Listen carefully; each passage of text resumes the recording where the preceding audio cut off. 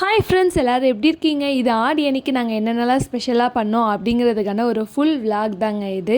ஆடி அன்னைக்கு காலையிலேயே வெண்பொங்கல், வடை, சாம்பாரோட சும்மா சூப்பராக ஸ்டார்ட் ஆச்சுங்க. அதுக்கப்புறம் தேங்காய் சுட்டு சாமி கும்பிட்றதுக்காக ஒரு 1/2 டம்ளர் பச்சரிசியை தண்ணியில் ஊற வச்சுட்டேங்க. அதுக்கப்புறம் ஒரு பெரிய தேங்காவாக நல்லா முத்தின தேங்காவாக பார்த்து எடுத்துக்கணுங்க.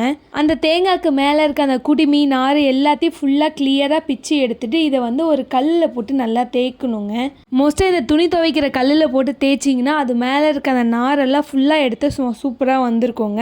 இன்னொன்று இதுக்கு கொஞ்சம் டைம் எடுக்குங்க, அவ்வளோதான். இங்கே பாருங்கள், நம்ம லாஸ்ட்டாக தேய்ச்சதுக்கப்புறம் இந்த மாதிரி தான் இருக்கும். இப்போ இந்த தேங்காவை வாஷ் பண்ணி எடுத்து ஒரு ஓரமாக வச்சிடலாங்க. இப்போ இதுக்குள்ளே போடுறதுக்கு தேவையான பூர்ணம் நம்ம ரெடி பண்ணிக்கலாம்.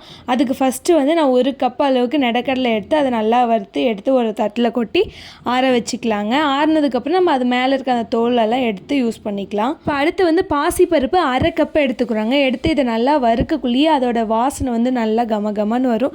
லைட்டாக கொஞ்சம் கலர் மாறக்குள்ளேயே இதை அடுப்பை ஆஃப் பண்ணிவிட்டு எடுத்து இதையும் ஆற வச்சுக்கலாம். அதுக்கப்புறம் அதே கப்பில் 1/2 கப் அளவுக்கு வெள்ளை எள்ளு எடுத்து நல்லா வறுத்துக்கலாங்க. வறுத்த பொருள் எல்லாத்தையுமே நல்லா ஃபேன் காற்றுலனா இல்லை வெளியனா வச்சு நல்லா ஆற விடணுங்க. இந்த சூடான பொருளெல்லாம் ஆறுறதுங்காட்டி நம்ம வெள்ளத்தை கொஞ்சம் சீவி எடுத்து வச்சுக்கலாங்க.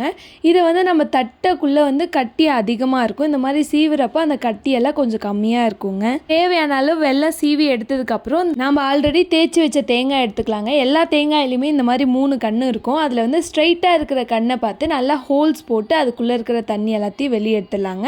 அந்த ஹோல்ஸ் கொஞ்சம் பெரிய சைஸில் போட்டால் பூர்ணம் உள்ளே போடுறதுக்கு கொஞ்சம் ஈஸியாக இருக்குங்க. அதுக்குன்னு ரொம்ப பெருசாக போடலான்னு ட்ரை பண்ணால் அந்த தேங்காயை உடஞ்சிரும். அதனால் பார்த்து கேர்ஃபுல்லாக போடுங்க. இப்போ பூர்ணத்துக்காக வறுத்து வச்ச பொருளெல்லாம் இப்போ ஓரளவுக்கு காஞ்சிருக்குங்க. அது எல்லாத்தையும் மிக்ஸி ஜாரில் போட்டு லைட்டாக கொரப்பாக அரைச்சி எடுத்துக்கலாங்க. அப்போ தான் பூர்ணம் ரொம்ப டேஸ்ட்டாக இருக்கும். இப்போ இது கூட நம்ம ஆல்ரெடி 1/2 டம்ளர் பச்சரிசி ஊற வச்சுருப்போம். அதை தண்ணி இல்லாமல் ஃபுல்லாக ஃபில்டர் பண்ணிவிட்டு அந்த அரிசியும் இது கூட சேர்த்துக்கலாம். அதுக்கப்புறம் ஆல்ரெடி சீவி வச்சுருக்கிற வெள்ளத்தையும் ஆட் பண்ணி நல்லா மிக்ஸ் பண்ணிக்கலாங்க. வெல்லம் இல்லைன்னா நம்ம நாட்டு சக்கரை கூட மிக்ஸ் பண்ணிக்கலாம். இப்போ நம்ம தேங்காய்க்குள்ளே போட வேண்டிய பூர்ணம் ஃபுல்லாக ரெடி ஆகிடுச்சிங்க. பூர்ணம் ரெடி பண்ணுறதுக்காக ஒரு தேங்காயில் ஓட்டை போட்டோம் பார்த்தீங்களா, அந்த குட்டி ஹோல்ஸில் நம்ம கொஞ்சம் கொஞ்சமாக இந்த பூர்ணம் ஆட் பண்ணிக்கிட்டே இருக்கணும். அது ஜஸ்ட் ஸ்டக் ஆச்சு. வீட்டில் மைகோதி இருக்குங்க, அதை வச்சு ஒரு குத்துனா மறுபடியும் ஹோல்ஸ் வந்துடும். மறுபடியும் நான் பூர்ணத்தை ஆட் பண்ணி உங்ககிட்ட இந்த மாதிரி குத்துறதுக்கு மைகோதி இல்லைன்னா ஏதாவது ஊசி மாதிரி இருக்க பொருளை நீங்கள் யூஸ் பண்ணி இந்த மாதிரி ஃபில் பண்ணிக்கலாங்க. இந்த தேங்காய்க்குள்ளே நம்ம பூர்ணத்தை போடும்போது அந்த தேங்காவிலேருந்து எடுத்தோம் பார்த்தீங்களா தண்ணி, அதில்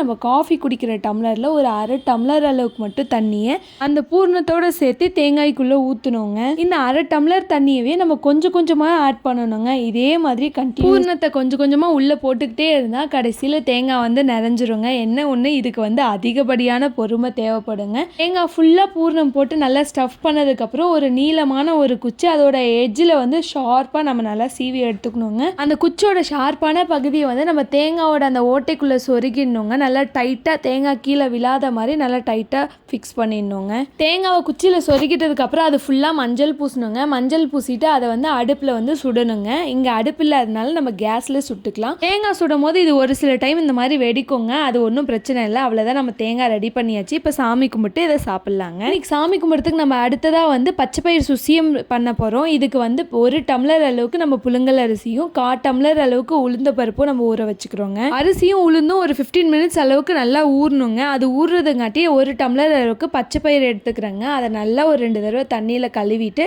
ஒரு பிஞ்ச் அளவுக்கு கல்லுப்பு போட்டு இதை நம்ம நல்லா வேக வச்சு எடுத்துக்கலாங்க. நம்ம குழம்புக்கு செய்கிற மாதிரி ரொம்ப வேக விடணும்ட்டு இல்லைங்க.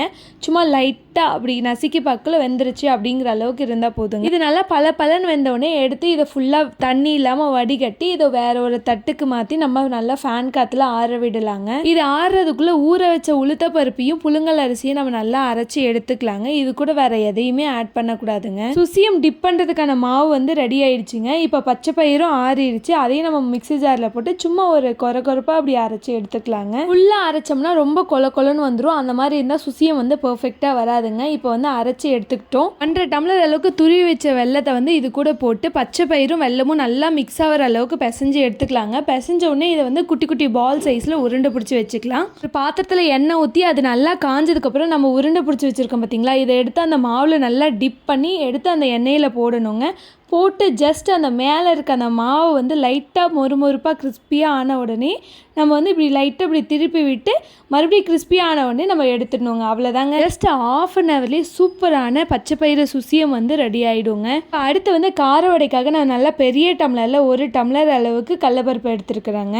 சமைக்கிறதுக்காக எந்த பருப்பு எடுத்தாலும் ஒரு தடவைக்கு 2 தடவை நல்லா தேய்ச்சி கழுவணுங்க. அதுக்கப்புறம் தாங்க நம்ம சமைக்கவே ஆரம்பிக்கணும். இப்போ இந்த பருப்பு வந்து 1 மணி நேரம் நல்லா ஊறிடுச்சுங்க. ஊறினதுக்கப்புறம் நல்லா பெரிய பீஸாக ஒரு 4 பீஸ் அளவுக்கு 1 ஸ்பூன் சோம்பு, 6 வரமிளகாய், இது கூட கொஞ்சம் உப்பு போட்டு நல்லா அரைச்சி எடுத்துக்கலாங்க. அரைச்சி பொடியாக கட் பண்ண 3 பச்சை மிளகாய், 2 பெரிய வெங்காயம், 1 புடி அளவுக்கு கருவேப்பிலை, 1 புடி அளவுக்கு புதினா, 1 புடி அளவுக்கு கொத்தமல்லி தழை, இது எல்லாத்தையும் போட்டு நல்லா பிசைஞ்சு எடுத்துக்கணுங்க. பிசைஞ்சு எடுத்துட்டு இந்த மாதிரி உருண்டை பிடிச்சி வச்சுட்டோம்னா நம்ம வடை வந்து தட்டி போடுறதுக்கு ரொம்ப ஈஸியாக இருக்கும். வந்து கையை நல்லா வாஷ் பண்ணிவிட்டு அந்த உருண்டையை எடுத்து நம்ம உள்ளங்கையில் வச்சு இப்படி ஒரு ப்ரெஸ் பண்ணி உள்ளே போட்டு எடுத்தோம்னா ரொம்ப கிறிஸ்பியான வடை வந்து ரொம்ப ஈஸியாக ரெடி ஆகிடுங்க.